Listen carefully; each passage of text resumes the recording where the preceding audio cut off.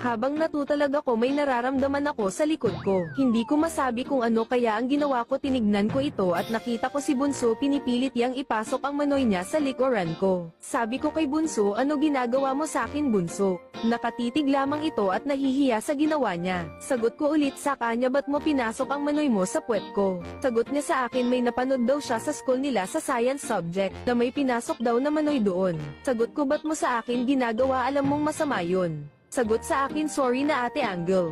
Sagot kay Bunso, sige pag binigyan kita pero wag mo yun uulitin. Sagot sa akin ni Bunso, opo ate. Kaya dali-dali akong lumabas ng kwarto namin at punta na ako sa CR. Gulat ako ba't basa ang short ko sa likuran ng short ko.